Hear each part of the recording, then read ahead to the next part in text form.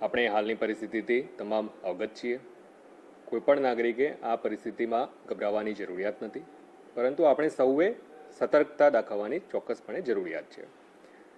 આ પ્રકારની પરિસ્થિતિઓમાં એક નાગરિક તરીકે પણ આપણે નાગરિક ધર્મ બજાવવા માટે સુસજ્જ બનીએ એ અપેક્ષિત છે.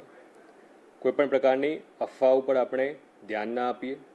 કોઈપણ પ્રકારના એવા વિવાદિત પોસ્ટ હોય, અસંગત બાબતો હોય, એને સોશિયલ મીડિયાના કોઈપણ પ્લેટફોર્મના માધ્યમથી આપણે એને ન ફેલાવીએ.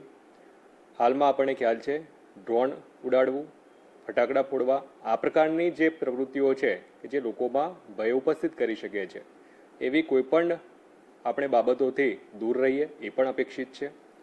આપણે વહીવટીતંત્ર તરફથી બ્લેકઆઉટની અથવા તો કોઈપણ સૂચનાઓ આપવામાં આવતી હોય એને ખૂબ ગંભીરતાથી આપણે લઈ અને એનું ચુસ્તતાપૂર્ણ આપણે પાલન કરીએ એ પણ નાગરિકો પાસેથી અને આપણા સૌના પાસેથી એ અપેક્ષિત છે.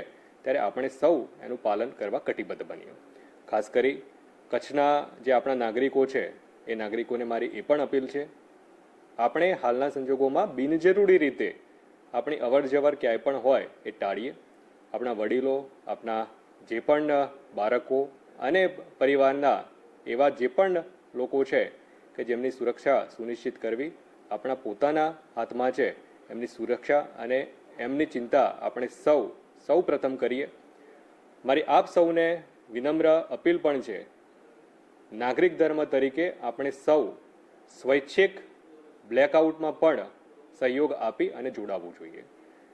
કોઈપણ પરિસ્થિતિમાં તંત્ર તરફથી ચોક્કસપણે આ પ્રકારની માહિતી આપવામાં આવતી હોય છે, પરંતુ સમયની મર્યાદાઓ વગેરેને ધ્યાને લેતા કોઈપણ વિપરીત પરિસ્થિતિ ઉપસ્થિત થાય એના કરતાં આપણે સૌ સ્વૈચ્છિક રીતે બ્લેકઆઉટમાં જોડાઈએ અને બિનજરૂરી રીતે આપણી કોઈપણ એવી જે લાઇટ છે એ લાઇટ બહાર જલતી ન રહે એ આપણે નાગરિક તરીકે આપણું પોતાનું પણ, આપણા પરિવારનું, આપણા ઘરનું, આપણા શેરીનું, આપણી ગામનું, આપણા વોર્ડની અને સંપૂર્ણ રીતે એઝ એ સમાજ તરીકે એકમેકના સહયોગથી આપણે આ પ્રકારની તમામ પરિસ્થિતિઓમાં જે પણ સૂચનાઓ આપણને અપેક્ષિત છે, એક નાગરિક તરીકે આપણી જવાબદારી જે અપેક્ષિત છે એ આપણે સૌ સાથે મળી અને નિભાવીએ.